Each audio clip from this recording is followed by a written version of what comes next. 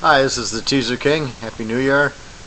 This is my BCS solution, having a playoff versus all these crazy bowl games, and then you're going to try to say Auburn and Oregon are going to play for the title, and that's it. And you leave teams like TCU, Wisconsin, Boise, Ohio State, Stanford, Oklahoma, or Texas, or this. And today it's Oklahoma, Nebraska, Texas A&M, LSU. You're leaving a lot of teams out of it. So my solution is you have a 16-game playoff, but you don't do it in a normal fashion. You have conference playoff games, which you already have. It's the conference championship games. And so basically you'd have Auburn, but you don't make it East versus West or North versus South. Auburn necessarily doesn't play South Carolina or Florida, whoever wins out of the East. Auburn would play the second best team in the conference. Could have been LSU, could have been Arkansas, could have been Florida, South Carolina. But each conference determines their top two teams. That's the playoff game. Winner gets into the play. Winner goes to the second round of the playoffs. So each conference would do that. You have Auburn, South Carolina. You'd have Oregon play Stanford. You'd have Wisconsin, which already beat Ohio State, play Michigan State, or Michigan State play Ohio State to determine the who would play Wisconsin, because it was all scrambled there because Michigan State beat Wisconsin, Wisconsin beat Ohio State, and Ohio State, Michigan State didn't play.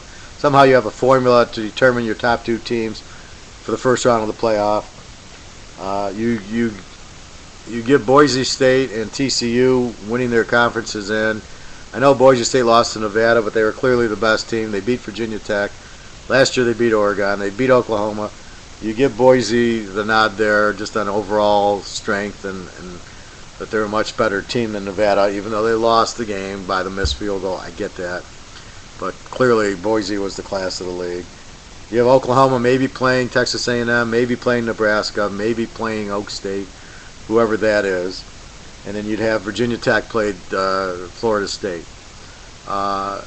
I would eliminate the Big East. Normally all the conferences, as long as they have a team that only has one loss, 0 losses or 1 loss, they're in the playoff. And this year with Connecticut with 3 losses, they certainly aren't deserving ahead of a second Big Ten team or Stanford or Texas A&M or something like that. So you basically have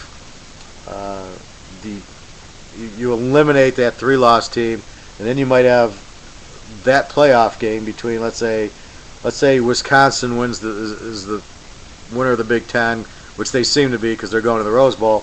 So you have Ohio State or Michigan State play Stanford. You determine who's better between Ohio State and Michigan State and play Stanford. And then the winner of that has that 8th seed. So the first round is the division or conference championship games. Only these would be playoff games. So there's round 1. These teams play each other. Now the point is to get down to the 8 teams. And I would have this, if the season ends December 1, I'd have a week off, let's say the 8th off. Then they play this first round with these conference championship games on December 15th. Or let's say the second week in December. And you got basically 16 teams roughly. Maybe you have Boise play Nevada again. Maybe TCU plays Utah or whatever. But they're already established, so they don't need to play that first round. Not that they get a bye, but just they would be in it. So you basically, they've won their conference. So maybe you're having 5 conference championship games, or 6 if you include the Big East. So that'd be round 1 would be these 6, but since TCU and Boise are so dominant, you give it to them, or maybe Boise plays Nevada or Fresno State or whatever, and TCU might play a Utah or a BYU if it goes like that. So that would be your first round. Your division, your conference, you determine your conference champ. That's first round of the playoff. Second round of the playoff, now you have 8 teams. You give them a week between games, a week off. And they would play, let's say, Christmas week, and you'd have 8 teams in 4 bowls: the Orange, the Rose, the Sugar, Fiesta. Here's your 8 teams, and you let them play. It's a playoff. It's a true playoff. They've been determined by their conferences. So if Alabama and Florida are both undefeated, they play in their conference championship game, and if Alabama wins, Florida really doesn't have a say in it. They had their playoff game and lost to Alabama. You've got to win your conference to advance. Now you've got 8 teams. They're playing in the 4 games on Christmas Day. Great highlight. Maybe you have 2 games Christmas Eve, 2 games Christmas Day, something like that. You've got 8 teams. Now you're down to 4. In the meantime, you have all the bowls. You have all your 6-6 and 7-7, and whoever doesn't get into these playoffs will get a bowl game. So now you're down to 4 teams. They would play New Year's Day. You'd have 2 big games, a Rose Bowl and a Cotton Bowl, or Jerry Jones Stadium, whatever. And you'd have your 2 teams there. You'd have your 4 games, your 2 games. That would be New Year's Day. That way it makes New Year's Day important again like it used to be. And then the 2 winners would take a week off, let's say the 8th, and play on the 15th. And so you'd have basically 4 teams playing an extra 2 games, and 2 teams playing an extra 3 games. It's not like all 110 teams are playing all these extra games. So you're basically looking at 2 teams playing 15 games, 4 teams playing 14 games. You're already playing 12, but you're giving them breaks. At the end of the year, at the end of the regular season, they get a week off. Then they have the game, the first game, the first round. Then they get a week off. So they're getting enough rest in. This 5 weeks between the regular season is a joke. I mean, you're not going to see Auburn and Oregon play a very good game at first. It'll take them a half because it's impossible. You can't sit there and take 5 weeks off. It just doesn't make any sense. You don't see the pros doing it. So that's why you give them a couple of, a week in between certain levels because they're playing so many games, but you're only talking 2 or 4 teams playing these extra couple of games. This way it's fair. All the teams get in, and they're in all playoff games within the conference, which makes the conference championship games much more better. They're playoff games. So you have that, and it just adds much more excitement, and you have playoffs. You get rid of these stupid rankings, which just don't make any sense to me. How can you vote on who's the better team? I mean, how do you know Auburn is better than Oregon or better than TCU if they don't play each other?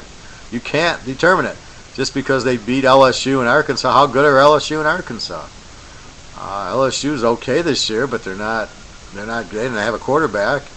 Arkansas doesn't have a great defense. They got killed by Auburn. So you really don't know how good these teams are against other teams. So basically, this kind of straightens it out. You have the representative from the conference. Like I said, as long as the conference is an undefeated or one-loss team, you make the playoff. If it's very, very unusual, and you have a 2-loss team but they win, Nebraska and Oklahoma, they make it in, fine. I mean, you're going to have that. But it's really these undefeated and one-loss teams are really getting screwed here. TCU, Wisconsin, Ohio State, Stanford. I get Stanford lost to Oregon, but still, they're a one-loss team. They should be in this playoff. I mean, somebody's got to lose when Oregon plays Stanford. Somebody's going to lose. Doesn't mean the other team isn't capable of winning the title, and that's the idea of the playoff. The NFL, New England loses some games, they still go to the Super Bowl, or the Giants, or Philadelphia, or New Orleans. I mean, they don't have to be undefeated to make the playoffs and to move on and go to the Super Bowl. Look at the Cardinals; they lost 4 or 5 games and went to the Super Bowl. So you don't mind having a one-loss team in here to try to get the flavor of it. And if you need a play-in game, like I said, so Stanford would play Ohio State to see who the 8th team is, and that would be perfectly fine. But basically, that's how I look at it. Now, if the Boise doesn't have an undefeated or one-loss team for the TCU conference, you do what you do with the Big East, and then you'd have a play-in game between an Ohio State and a Stanford, or 2 very good one-loss teams, and they would take that spot because a team with 3 losses like Connecticut doesn't deserve it. And they're just not that strong, and you've got to discount that.